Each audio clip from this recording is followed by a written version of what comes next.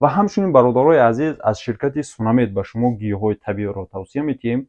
Ин гиёҳҳо хубишон дар чист ки аз алафҳои табиӣ тиёр шудагиай бе химикат мебошад. Ай ҳама главни и дар чӣ мебошад ки бо хондани оятҳои Қуръони Карим тиёр шудагиай, яъне ки дуо хондагӣ ҳастанд ин гиёҳҳо барои бисплод, яъне ки бенасли шахсое ки фарзанддор намешаванд. ин гиёҳро ба ҳамон хел шахсҳо тавсия метиҳем ва ҳамчунин барои ба қувват кардани мардонагӣ мужская сила бисёр гиёҳи хубай мардонагиро ба қувват мекунад. Натуралния ягон бигем ки химика таркибашда надорад.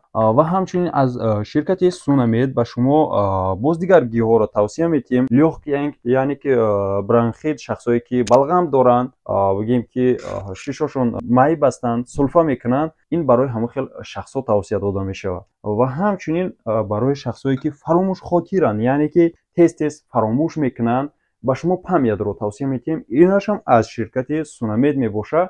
беҳад гиёҳҳои хуб ҳастанд. Ва ҳамчунин барои шахсҳое ки тез асабонӣ мешаванд, барои ин шахсҳо мо нерви тавсия метиҳем. Нервиам инам аз ширкати Sunamed мебошад барои шахсое ки асабҳошон хурданд. Асаб чӣ гуна монда мешавад? Мақсад бародарои азиз, шахсоне ки вақте ки хоб мекунанд, неки асаб хоб намекунад. Ба хотире ки асаб роҳат шавад ва дам бигира, ҳамин гиёҳҳоро истифода мебарем. Вақте хоб мекунем, асаб баробари танам хоб мекунад, уже нерви успокоит мешавад. Ва ҳамчунин аз ширкати Sunamed боз дигар гиёҳ ҳастак, беҳад гиёҳҳои бисёр ҳастак ва хубам ҳастанд иншаллоҳ барои давлени в норме, яъне шахсое ки давлени доранд, яъне ки фишори хун доранд, барои ҳамон шахсҳо мо давлени в нормеро тавсия метиҳем ки давлениро норма мекунад, яъне ки на паст шиданаш мемонад, на баланд шидан, бо ҳамон чӣ худаш бармегардонад ба хости Худо. Ва ҳамчунин аз ширкати Sunamed ба шумо антигриппро тавсия метиҳем, яъне ки сарорӯ ба забони тоҷикӣ ба ҳамин хел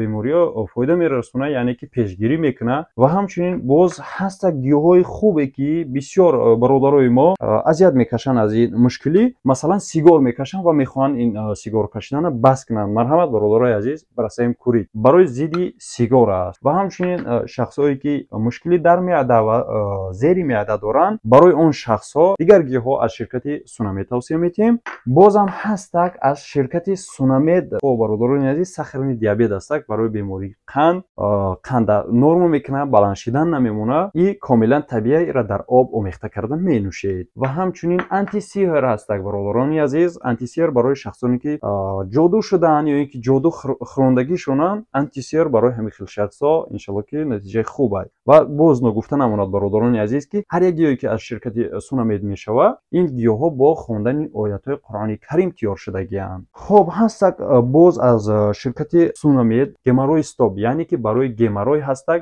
инҳоро бо фитосвечҳои табиӣ истифода бурда мешавад. боз аз ширкати Sunamed бародарони азиз палмовая пилса ҳастак барои бастанавӣ кардани клеткаҳо мебошад. Ин барои ҳамин чиё, яъне ки касали рагдам фоидаи хуб мерасонад. Барои простатит, аденом ҳамин чизодам ёрдам мекунад, чунки клеткаҳоро вастанавид мекунад. Ва ҳамчунин бародарои азиз ҳастак желудок барои меъда, шахсое ки захми меъда доранд ё ин ки бигем ки воспалени меъда доранд, ин гиёҳ беҳтарин гиёҳ мебошад. Ва ҳамчунин шахсое ки дар гурдаҳои худ мушкилӣ доранд, яъне ки санг, намак, қун, воспалени ҳар чие ки бошад, пошки ҳастак, ира бо ҳамроҳи равғани хилба истифода бурда мешавад. Равғани хилба ин як гиёҳе аст ки дар Миср истеҳсол мешавад. Ва ҳамчунин бародарони азиз аз ширкати Sunamed сенол ҳастак. Ин сенол ба чӣ ёрдам мекунад? Яъне ки шикамам лоӣ мекунад, ахлоди дуруна тоза мекунад ва рӯдаҳоро бартараф мекунад мушкилиҳоша. Ва ҳамчунин бародарони азиз аз ширкати Sunamed ҳастак антиглис, яъне ки зидди кирм, барои резондани кирм чӣ кӯдакона, чӣ калонсолона натиҷаи хуб нишон медиҳад. Ва бародарои азиз боз гиёҳи дигарро тавсия метиҳам ба номи штавидка барои зоб ҳастак аз ширкати Арабисмиёд мебошад. Ва дигар намуд гиёҳҳоро бо ҳамин рақамҳои рӯи экран занг зада аз мутахассисои ширкати Шифофармо маълумоти пурра пайдо кунед.